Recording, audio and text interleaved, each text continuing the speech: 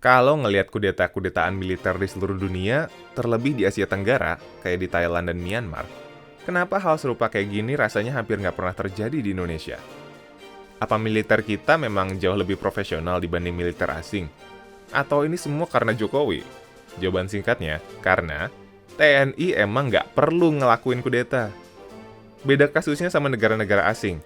Kudeta itu kan dilakukan karena ada sesuatu yang ingin dicapai, atau ancaman hilangnya kekuasaan, kayak faksi militer direbut sipil. Kalau segala kondisinya baik-baik aja, ngapain kudeta? Woles aja, hidup kan udah makmur. Kalau ngeliatin hasil wawancara tokoh-tokoh penting di bidang ini, alasannya bakal model, ya karena Presiden RI itu kan panglima tertinggi TNI, jadi nggak mungkin dong mengkudeta dirinya sendiri. Mana mungkin TNI berkhianat ke Pancasila dan UUD 45? TNI dan rakyat Indonesia itu adalah satu kesatuan yang tak terpisahkan. Alasan yang bersifat ideologis atau konstitusional seperti ini sih memang gak salah. Tapi, apakah di negara-negara yang sering kudeta, mereka emang gak punya unsur-unsur yang serupa seperti kita? Faktanya, kudeta di negara tersebut masih tetap terjadi aja kan? Bahkan gak sedikit loh yang sampai berdarah. Oke, jadi ada beberapa alasan mengapa kudeta bisa terjadi. 1. Kekerahan perang, seperti di Mali. 2. Kekacauan ekonomi dan politik dari pemerintah sipil yang dianggap gak becus, kayak di Jepang sebelum Perang Dunia II, atau Timur Tengah, Thailand, dan lain-lain. 3. Kepentingan atau kekuasaan militer terancam pemerintah sipil, seperti di Myanmar. 4.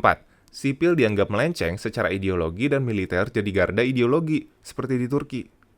Di Indonesia, 4 kondisi tersebut bukan nggak pernah terjadi sama sekali, baik pasca kemerdekaan, Orla, memasuki Orba, sampai ke reformasi. Misalnya dari separatisme dan pemberontakan, wilayah Indonesia yang lepas, dui fungsi dan kekuasaan militer hilang, hingga berbagai upaya profesionalisasi TNI yang mengancam kekuasaan dari tokoh-tokoh berpengaruh pada masa tersebut. Seakan kurang mencekam, gak sedikit juga ramalan dari pihak eksternal yang menganggap Indonesia harusnya mengalami berbagai jenis kudeta, khususnya karena dui fungsi hilang.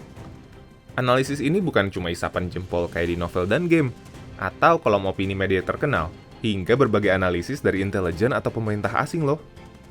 Dalam sejarah hubungan pemerintah sipil dan militer Indonesia, memang ngalamin pasang surut. Misalnya, Presiden Soekarno dan para panglima TNI di mana ada perbedaan strategi menghadapi Belanda, konfrontasi, dan PKI. Namun karena karisma dari Bung Karno masih terlalu besar, berbagai jenis usaha asing, CIA untuk menjatuhkannya pun berakhir dengan kegagalan. Dalam transisi Orla dan Orba lewat Super Semar, Pak Harto sendiri sangat berhati-hati menangani masalah Soekarno.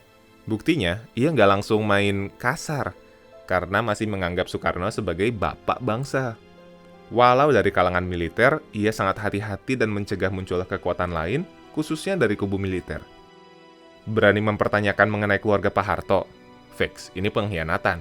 Setelah Orba runtuh, kondisi Indonesia lagi gawat-gawatnya, dan kapanpun sangat mungkin terjadi kudeta.